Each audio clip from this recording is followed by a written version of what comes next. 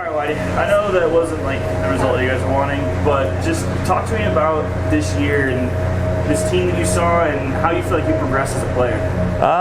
Yeah, obviously it's not the result we wanted. You always want to strive to play and win that last game of the year. But as a whole, I think we came together really well. Some of the best guys I've ever played with.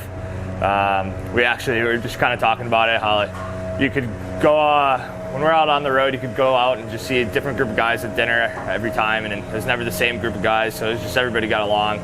And on a personal note, I guess I think you can always try to be better, and I think I had to have a learning curve as well, being the captain and how to lead and react in different I guess areas of the game and off the ice. So it was definitely a learning process, but it was a fun one for me. So I know this isn't your first year here, but just talk to me again about the experience of playing in Boise and in this arena and these fans. Yeah, obviously it's for people that haven't been here, it's the best place I've been. It's hard to leave. I think all of us are pretty sad that we have to leave already. But from the fans, you come on a Wednesday night, almost the whole place is filled to the max, and it's awesome. And then you get to the weekend crowd, and it's even better. So it's never a bad night to play in Boise. You talk about the learning curve as your first year as a captain. Was there a point that really sticks out in terms of that, or something that you really took as a learning process? God, I feel for me it was kind of the biggest learning curve for me was probably that tough patch we had early in the year through Toledo and Kalamazoo. It's just, I think that's kind of when I decided or felt that I could speak a little more and try to help each other out.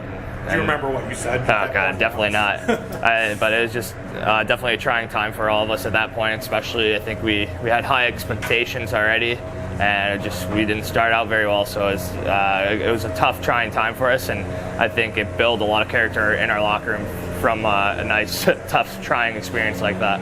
Obviously, this team you don't know who's going to be back next year, but what can you build off of this year? What can this team build off going into next year? Well, I think for one, we got to try to find a way to have a good start to the year. I feel like last couple of years, both years I've been here, we've kind of been slow starters, but it pays to have a good start, because at the end of the year, everybody gets even better, and points are hard to come by at that point of the year. And we barely just missed first place, and you look at a lot of games that we kind of could have probably won, and we didn't. And that cost us in the end, I think.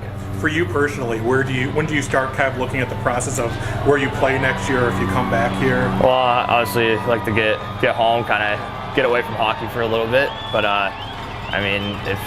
if I'm still playing, it's definitely here. That's got to be the best spot to be, so that's where I want to be, and obviously hopefully that's the case. So even if the AHL comes calling, you want to come back here? Well, I don't think anybody would want to turn down a chance of playing, but if the right situation happened, of course. But who doesn't want to play in Boise? That's the thing.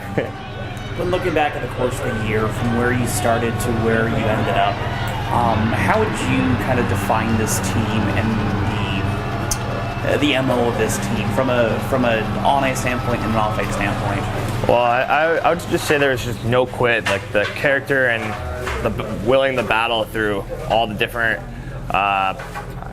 challenges we had, from, like you said, at the beginning of the year to New Year's and Rapid to even all those games we come back and win, and then playoffs.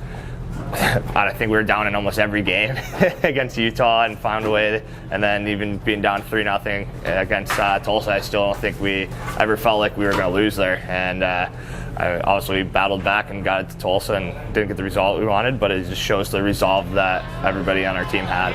You mentioned that difficult stretch in Toledo, and I know the goals heading into the year was obviously to make a run and make the Kelly Cup. I know that you didn't reach the goals there, but when you determine a success of a season for you personally or for the team, how do you determine this year? Do you determine it as successful, and to what degree do you determine it successful? Right. That's always a difficult one, because you always want to be able to consider a successful season winning it all. And we definitely had a good team. Arguably, I think one of the best teams in the league, hands down, and we didn't get the result, but we still did a lot of things right, a lot of things good, and we just were, I guess, on the wrong end at the end of the year.